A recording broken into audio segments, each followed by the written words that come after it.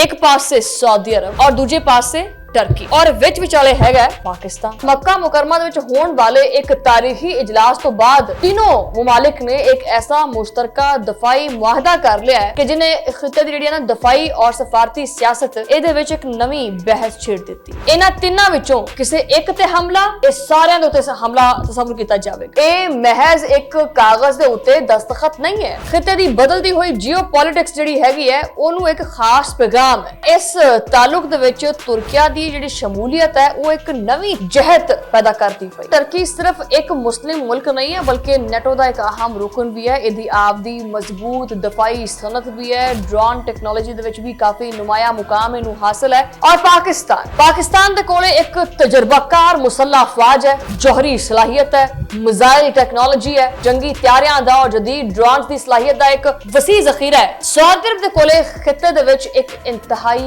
अहम जोग्राफियाई और नालों नाल मुआशी हैसियत भी हैगी। ये तो ये तीन मुल्क ने ना लगदा इदां पिया कि जिवें होर कई मुस्लिम मुमालिक इस इतिहाद दे विच शामिल होंगे। बिस्मिल्लाहिर्रहमानिर्रहीम, अस्सलाम वालेकुम। तुसीं देख रहे हैं 360 डिजिटल पंजाबी और मैं हां तुहाडी मेज़बान शुमाइला नियाज़। अज दा व्लॉग बड़ा खास है और शुरू करते हैं। जनाबे वाला अज मक्का मुकरमा तो आने वाली एक खबर जिहड़ी हैगी है उन्हें ना सिर्फ इस खिते बल्कि पूरी दुनिया की जिहड़ी तवज्जो है ना वो अपने वाल खिंची हुई है। और इस खबर के मरकज में पता कौन है? पाकिस्तान। एक पासे सऊदी अरब और दूजे पासे टर्की और विच विचाले हैगा पाकिस्तान। और मक्का मुकरमा दे विच होण वाले एक तारीखी इजलास तो बाद तीनों मुमालिक ने एक ऐसा मुश्तरका दफाई मुआहदा कर लिया है कि जिन्हें खिते दी जिहड़ी ना दफाई और सफारती सियासत इहदे विच एक नवी बहस छेड़ दित्ती है।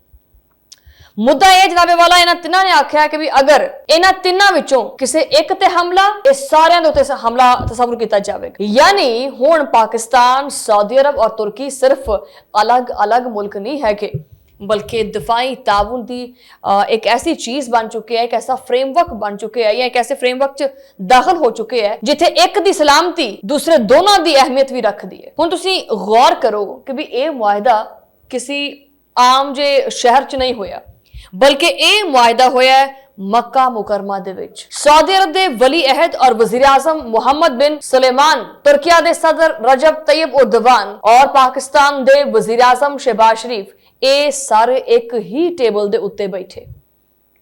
तीनों मुल्कां दे बाहमी तालुकात, इस तो इलावा मुश्तरका मफादात और नालों नाल दफाई ताउन दा जायजा भी लिया है और फिर मुश्तरका तौर दे उत्ते इस मुआहदे दे उत्ते साइन हो गए और तुहानू सारिआं नू बहुत बहुत मुबारक होवे। हुण तुसीं सोचदे भी की हो गया जे मुआहदा हो गया?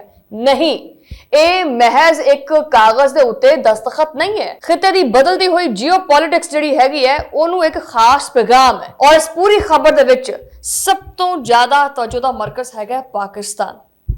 पाकिस्तान नू ये तवज्जो जिहड़ी है वो काहदे वास्ते दित्ती जा रही है?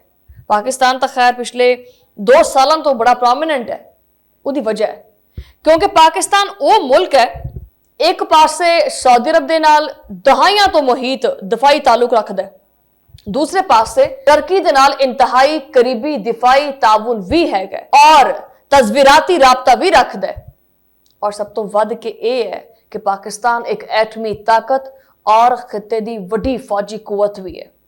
यही वजह है कि पाकिस्तान बहुत प्रोमिनेंट है। यही वजह है कि दुश्मनों दी अखां दे विच पाकिस्तान बहुत खटकदा है। यानी इस इत्तेहाद दे करके पाकिस्तान दी हैसियत महज एक रुकन दी नहीं रही हैगी बल्कि एक अहम दफाई सतून दी हैसियत बन चुकी है पाकिस्तान, क्योंकि पाकिस्तान एटमी कुव्वत है। पाकिस्तान और सऊदी अरब के दरमियान दफाई ताउन एक कोई, मैं पहले भी कहा कि कोई नवी गल नहीं हैगी। दोनों मुल्कों के दरमियान काफी लंबे अरसे तो एक फौजी तरबियत भी हैगी है, दफाई ताउन भी हैगा और सिक्योरिटी दे जिहड़े ना ओहदे मुख्तलिफ शोबियां दे विच राबते भी मौजूद हैगे ने।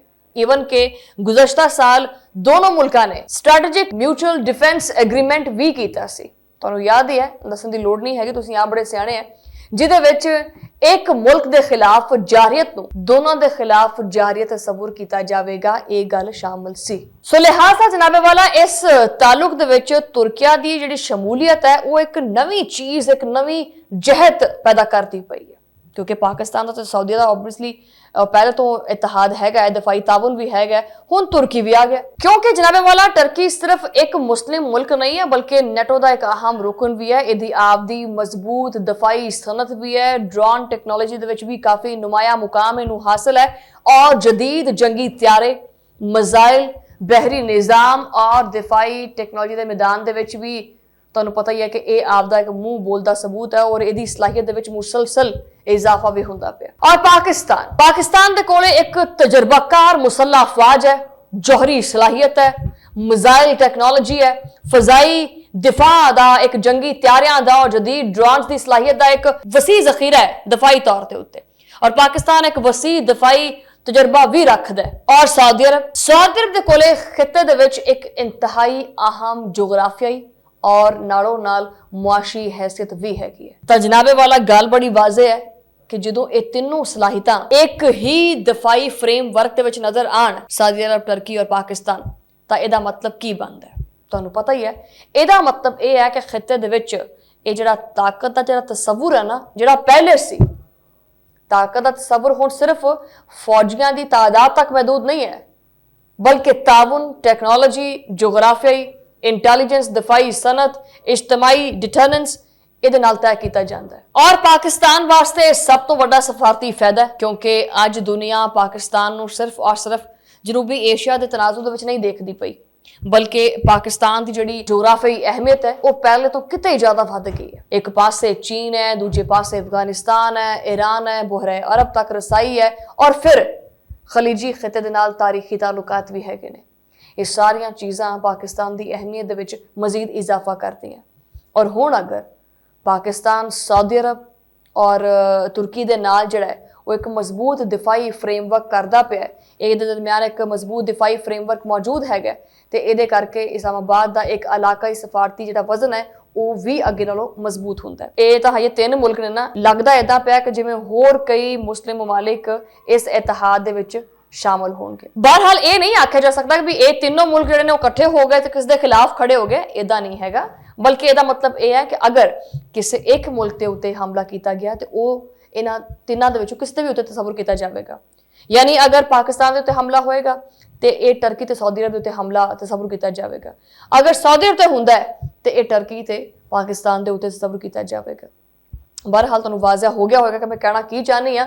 पाकिस्तान नूं अल्लाह ताला ने बड़ी इज्जत और बड़ी जिहड़ी हिम्मत दी है। अल्लाह ताला पाकिस्तान नूं हमेशा इसी तरह तरक्की और इज्जत देंदा रहेगा। अगले व्लॉग च मुलाकात होंदी है, उदों लई अल्लाह ने के पान।